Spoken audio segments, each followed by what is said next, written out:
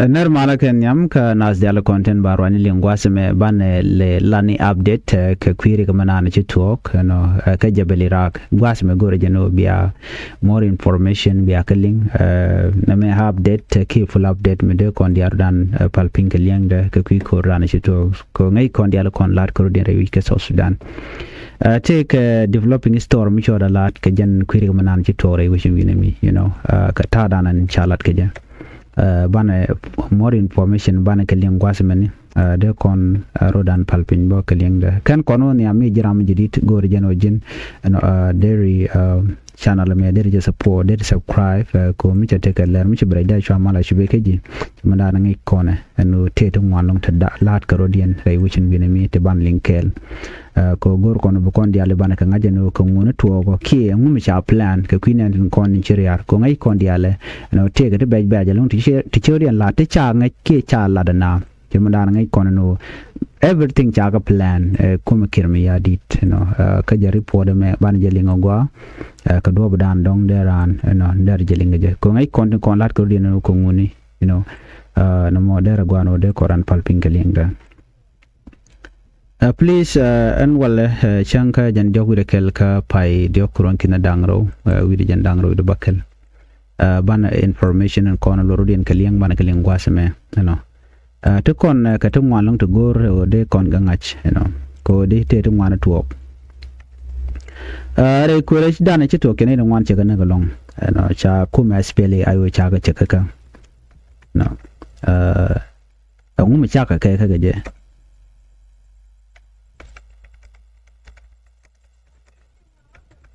kantin kona chito gwasamo ban ngaje no ka disha plan ko mi kirmi ya di take a contract by the way di chatan nika gwat mi shiwe so kan contract da to wa kum kirmi ya dit take a chatan gwada me man bana kula ngaje ne man dong de koran palping ka kwide odi gwada dan ci kori to tin ka jabeli rak ejen jabeli rak gwada danen to ke kametin ere kuramo wa toka gwada chalke kor kaltan kor kaltan mo jan gwada danen latka mining tin ke de ko lar no tetke dapten da mo tetke je ku bran be shemane be ko mi terminan ngai kone runen tongwan ku gele survive je ka lon ke be je lon rei wicha ka juba chane lar juba so and this mining place chiwone jangten long so gwan mi ten jangten so plan di ne shi kan relika wobil lenin wani Jonathan but chi jan shanganyam so bana report bana jeling gwaza mo chala do shirega mo che talk chatene to wani anekten re kurana che talk ka jabal Iraq gwaza chalga mo kor kaltan ka report chala gwaza me wa te kane tila dini tishiwen gwaza moni wa chiga na chigan ka nakke chikan base mete dini tin bakwala kujeno ke dini ken dini aspelle tin pinker mi yadi wala kangane ki ka ne ko la ngani nyo karodian so mace na me ka ta dan chana ne ka je wa na chiga chum ne ka jan bangwan dio ko je ne ken nyam ka ne jan baro te which cha report ma chalat so ka tayen ya me shi reg me to ko je shagu jeno de kume kirmi yadi dong telejeten barawati ke company mishi ngad tan ke nyam che contract tan before kanana na company na mo wajen che take de tan so de tan toni ka ta dan link kone je ko bina ko te ga tin wa company mo dong de jeno take tit nyokan place mo chali jabli rago te kote ten won che jan korniam ka kor penete pai wene shi kor che tuok ngai kon diala kore che tuok chana che kanak ni ngwado mi kor mo wa tuok te ne ti pen ko de kan dab de kan tet so ngwado mane mi pen ko de dab de jette don je jojen o shinediti shi kan goro bigana bi kan ka mek ngwado dan che ke tuok ten so ana mane karwade cherek che jeno okay mi chere che je nongo chapel ko china chi gluone ko mi te community mi loka ko andora wate ko tena mani netin kontin de kono cholo no te jangtin ka te mchala bano tana datin warte gatin kan ware kwa netin te kam mining side la miner kin re kon entat ke da ke ripon me chajek but kana kula confirm no exactly tin watan wal chicken tin but me chala do te tin ware ndang ro destin na ke ripon me chala renen den content tin chanak ko wa makane na so biya ngajeno di en gwada dan en nagana tangi jebli rak shika jankoro di en chana kono so even others dore kokin cheriga mo chatuo chinere ngwan chikana condemn kata dan en cheriga me chatuo je but shimen chalari ne wona wati ga contract mi cha ta ni kenyam en contract mo dio ga jeno dong da la jen company mandan dong nong rek cause mi cheriga mi chatuo ka dor chal mo kor kaltan ka jebli rak dere nyudo dio je take tichare la kam shar organize no chinere ngwani gane condemn menta da na chireke tuoga je but still ngode can more report kan no chalat bon point en kum kirim yadi te garam chikana jakan winemi ami gane jagwada da na malat ke mining tin ke gwada cheke tokten so aram da na gane chol gwaza mo de kono chol no arami mo miladi nya wacha de nya jakaken tikim yadi che de nya jak so de kon kularo nene ala gwade kwenishan ko en that place territory namo ne recount tin chika GSPL ayo ka chika nas la partner contador ke ne den konela ne kirmi yadi de content wenamo de ko la no SSPD abjente gwa jente ka control ke liwo ka jebel Iraq ko kente ka control mi je tireng mi je tuok de tini SSPD so Sudan People Defense Force enyok ko damne ke ne content tinde competition karoden kan jang kene de kontila SSPDF KSPLM SPLA tin pinkir mi yadi kan ta competition ko ngam de gen gold mining mo de da je control ko jan gwada da ko yo kwa ga jekten bane tite de chikulo liutine rudi and yala waken just kalana ken chika de ne you know chire ko je gwada an ti dor che tokten mishala do diego jeno dongda la ken dur mokorwade de no wa laro chinware chika weten nwer by the way tel mede kan lelga central equatorial chem yala ro chane jandang ro wi di cha na ka ete let ka gen gold mining ke report ana chalat so kana confirm no of course but bukon yala ngajen wonene mi chire ke to la to kan gwada mo gwade ko no mo ne de kon la victim always ka jang ko ken ne content cha all the natural resources cha ko pai ken men kwala ben longo kum kirim yadi bele ne ko ken ka ken ne content ku area ku je control anyo ki jen first time man de na cha nyo ko mulo ke kum SPLA ayo ata na na cha go nga je no to SPLA ayo to getetan SPLA ayo to getet SPLA ayo to getet ko di ana shi ken ne content kwa area mo kwa control ne kwa area mo control ke ji SSPDF kana campaign content kwa area mo kwa control ken ko en campaign katen campaign to tone tiken kalan din milet kana take a competition so mi jojo gwano take mi don de kan la de kan ko de kan to ko te ga tar kam ken ko kan re kon take a competition ka kan re kon je ga yo telekom SPLA ayo mi de ro nang tin na mo ka tele ne tila de interten so jukum SPLA ayo charo da shoot distant chirman da ngai kone kala do we are not part of manana chitwo anu de kan re kon cha tin cha nak chilo da jat ko cha kan ko ngai kon diala kuma SPLA ayo check credit ya nanga ka mi sha dunde so jang cha jo run and place mo SPLA ayo kan ne condemn we are not part of that so na me de kon diala ngai ka kuje mo shi kuma SPLA ayo charo da watch shi kuma SSPDF cha kaiten we can investigation we can lat na me very clear long cause ne tinatan ko video ni chana ngane online ko let chen nyen ne ko la ngwane ko din another report ya lat wa kan ngwane ni mi sha kan di almost kame cho kuma kirim yadi ko biga kor bi ken geter da ko tede o shi kor chedeten ko te ne diloka kane te naka anyok central equatorial tenen anaten atene ne recontila tin la ji equatorial tin ka kane jang so mi te mi cho laden wini mi la da la kam jana korean ke tan den kane tin kon la ji equatorial but chin ware chicken ten wini mi dong de la nuar mi jen re ke juba dar ko lo welat mi cha no no leta but still bone all the mining place can dial cha ka occupy te ni ko na jang so any things mo work natural resources cha South Sudan is net in kokien cha gagraten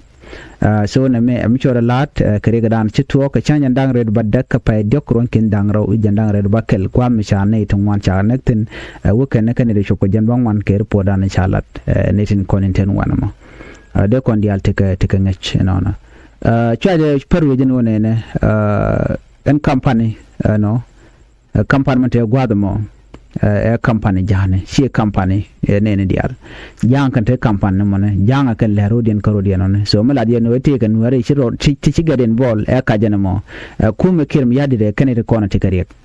as long as kim yadi jaram nan terering ne ti nyod den obe terik to ngwana beto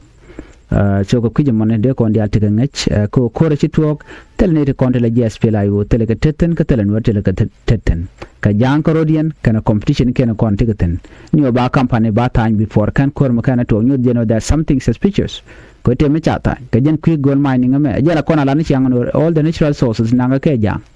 nang ka shi man kirmi yadik right now chikona chunen chirega mo chatu anyok another report bo donkan kon diala ngach gwege jeno dong me bi tiji Uganda people defend for dong de teten ko ngai kon dial madan let kana ka mun South Sudan don't take and get it in therapy support for second get it in con all these people ko take a competition ko they get on South Sudan but they can go jemnen yenate Uganda people defend force take a border dung South Sudan ka take and bonne take an ke base point na dor shal go South Sudan ray which so when you know there's something there magoro ba language ka rob dan de gukije anyway jan report an go de nyu akon ke banyo jikan other report betemal anar malaka nyam ka nas dial kontin ba rwashime ba deling video nen kono magwasame ka garden wari tentere wi ka kobo te ga jom tikana lad magor ba nywa yakel kan ci ga rwach ka kwi morle ki japa kan ci ga we gwasa danen te jawich ke gota kon china putin shukuma kirma yadit genetin kontin do ko larano morleni kabar ka jora ko kien cikan ga nangre wi ka kobo duno gwas me men cikule larik janene kene ko na cha nangre wi ka kobo ma cikan akobo cikan lepel lel kanok lel kan lo page kana te mi cha kulat ga video me but I think ko kore yo den me beja play ko bi ajelinga no ngum le rode ki ngum to ko re wi wi ni mi be kon linkel den bana kulo right ketin ko kena kon wi kon no de kon kalat ko ngai kon dial malat ke kum kirmi yadi no gor ken jen wo de ken wori la tok de ken gadil nak chana men nani kala chana gwado me ke wundu bombo maling malat ken ban jelin ken chura bula chura na gone balarie gongren mon kem en mo ko na metot kon chine wajal gar muruli ni cha ka wuje ta ka wana me chang wana me tok gor ke lew ka tin chiken tiang cha ka wujui cha ko nyen tiet nyen wan cha ka wagar kere ga metetin kere ga me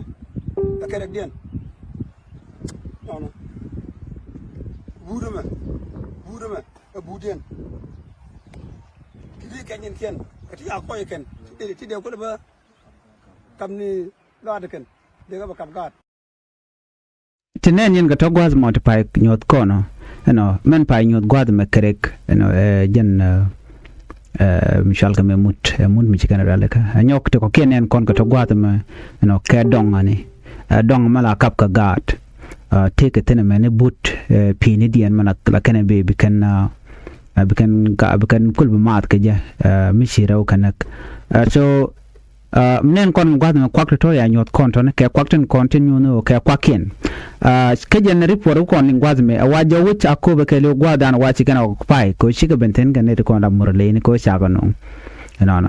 ajin ko ne no shi gar shi ga jiyan kan ko joy gwanden kon te ga nyen gwat dan ku ken mnen kon mo dong no mo ne ke but kan kwak ko ken to ba nyot kon gwat me jen gwadan ko ne captain take a message mi kan ko la murle dare video kana mene bu calling and then anu wana wo niam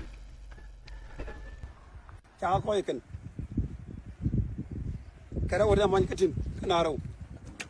cha ka mo katin cha ka mo kenyen ken ti cha nong ken dorien ti ba ko la ba banang gad jiken ti ya dabaken katin nyen ken ga long me de kwen kiem di de me tor long ala go te man gar murlen me de kwen ye ala go te man cebere wana me chai no re wana me chai no re kuma chala be jere de man wana me gur yen ko gur yen gad ko gur yen go ko gur yen mon ko ala go mi cha do be dane e chi no go ko be mi cha ba fel e bi ye no kon namo chinelo amu yena wonyo e changa ne runo kana molo chi kon ju kur te chunga wana ma ngan kur ko be wana ma ngan kur di wana ma chi ko be amana ko be wel a jena ko ne yena mo ji wi mon galong neriya rama pairo ja gwasa mo kwera kobo jen chalingo mena kobo wes kan garden corner bum ne kana long rai wishin wi mi no tin jak nuara ko bikitek mitele ka tama rai wi dan ka kobo chichian kede gwa ko morle ne ngai kon dan let kana tekere rigni kirek te kon let kenka there's still another information maybe a lingwas mene bane ana mugoro bi a link chan jemeling an chala ma ko shot an por ngane ko wuro ala kon min la ne kam da ka morle ne bene ye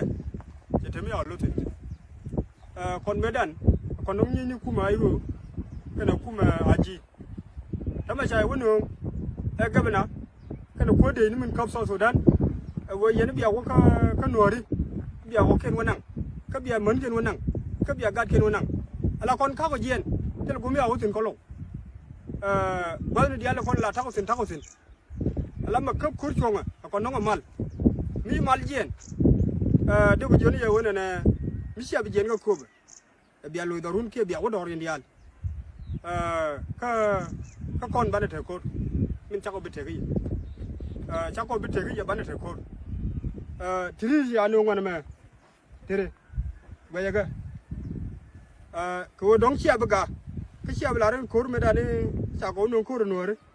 ke lo rar ke lo ja ke tiri gar ga ye gar ga ne ya o pe ngwana me chako chup cha tiri wi ya na me dong mu wa de kap gad ketin ko bana ga gui ka bi wo joy wo ka tilet na me budun mi dara kai kon chago kedu ga na me dong ne tila ka go gad ko tila ko ko su na me ni patan kana ki fa yot tel ga nei roi mo cha ya bi lu be cha ya bi lu ka min cha ga bi lu ya wona na an kur ka ne fal mi tara mi me de kur ya fal lo ka ne fal kur jatin kichala den mainiti tama gorne ya gorne dia min bano biya wona na woni loy jok woyro ko kuma so Sudan anyur la jen ye chepe libya ga biya wo ngor wona ka ye pe libya gad kino nan sia ga bije gad ko kon ba takel gi kichala mainiti kena woda ka pay die ma pay bakel man nok yena mo ba ko kam ye ko changa yo tem gor yena ray ndom de nyoko no biye yena ni ko kam media wala mi la buka nuara kon la gara loka tama kon di wuya ga joy ga gad ko kuma ko goya joy tin go jo chalen gwasa me jenda nan shangach ko kuma kirmi yadit melede kima dana let kenere wishin wina mishi mishalinga kamwane nwari azikir mi yadi chore aleka beneten kon tila jor tila jitieka nwari beka jako bika lanetin kon timbin war biken kanak shimling yan magwad na me reality nyen gado go dan tikatan di yan ling dio je take long gok medit minyo da no tika dor chicken take dawich mishi mi jiram lawre rob dere nga chalwang gok ke lwang di mo chaten we la te gwan mi te ka leitin kon la leidor so jan gwada dana tigatin kan re kon tila morale chumi sialen gwat me ka jen video me kan man wari ti ka kwar kan ga tandien so kan de kon iden turna mon de tandien de ten but chicken gor no bi kan message me bi kan jak atene yen ga to news kan ka tin kontila dong ni tin char ya le ka murale ko bi kan wari gan wari bi kan ko kap ka mission yen bi kan wari bi kan ka bi kan gat kan bi kan kana bi kan ka page ajenen yen mo to mit ke kina to ken kin to ton shikala do lat ke patan ken kit pata yut ti chiri te ka nuare kan ya kong ne ke kan dong ne cha ka lat ke tamon anyok mudian mo shianen karek muda mo edundian nyok budian bone edundian la but pini man kwa lari ye janani ye nuare eno kon la tok kon ko la tok ena kobo cha jor gol cha ko nom chimling en mo gwazme gad titi kan garden content wan kur tintana wande but take a good information which can to me can come kon tema you can kon wona ne ala kona tidunda adwal ken edwal ngene odong ko te kam kuma spela ayo ken kuma IG an kuma ayo ken kuma IG gwinya no ken de kon to kor duno chi ramdan le governor Dr. Guy Cook na ken gola boyo chi ken murlen chi ken non ka kobo ko ba nuare ba ga benak ken kare kula do meledia na mo che chong jaga la yana amike yene ti tibiko ke yen kume sien yar remerik kon ka kon civilian gang ne ko ka man ko ka gad ko ba mi sia ben ko bi agad ko bi aga ba machere ruop che ta ko chine jen ka kubo bi ako briek agade no bene nyinke ya ken wi are dik ko run ana ko mu yen wo yen kokten an pai ngwan pai di ke pai di we ga pai bakel che bugo ko kon ai kon mi shin ngane akubo ke ngwan nor mi shiga wach la general reality kwal jono kon wonene ne kon content re ka akubo tila nuore sha nuore kon cha ga ko already so any situation mito right now no ngane kon ko akubo chi dor ti chop ko chi bintene tama ki dor diok tana la dor ko ngai kon no jangore de jelkan ke SSPDF ne ko ray kon ga kwiden gwada me ka bar ken murle tilan wala kan kanan won ci ga wodre wi ka kubo cha kan no nga gwantar nuore ne kem yadi self kem yadi kan neten kon tilan nuore kon chunga jekel jem nen yana me siga kin gin ngari ala ka ko gi ken obi ga gan nuore kan ga banang ram human being de bi kinap de je banang jaten na mo ba gad kun ba banang jem nen yana ma gwada maka gad ju kana no ne kon tenere chu ka pan dino chine dwal kana ti kan jimi dia ga dial ko de ga lok shirke manana shaling ade o jala kon we karot ba yoy la kon media ne tin la no la yo jing win mi la kon kanen so any piece of information mi no reality kim le rode so gade kon bumke teramadwal dino gi ken ko to okte kam de nya karodien batem mi kan understand no chan ala na kwa ke intimidate ke kapo ke bom no bi aluire which mi sha aluire which bine yenak jemnen yen no wo ken wo wa men wa ka gor wa ga gwara nyet ke dol wa ka gor e ken ko na murle e ban wer ba kulo nak ko bunor kulo dwal bu ken protection kulo gor ka kuma SSPDF mi mami jia kalong so ne me jen report ndan ndong dien ling mandan le ro de wi ka kubo ana bana more information ki update bana jeling eno katit lat ko din gwasmen wo ana gang rodien en me de kon gu den warin gang aje ka gang rodien en ban yo je kan na da report biata kamal bye bye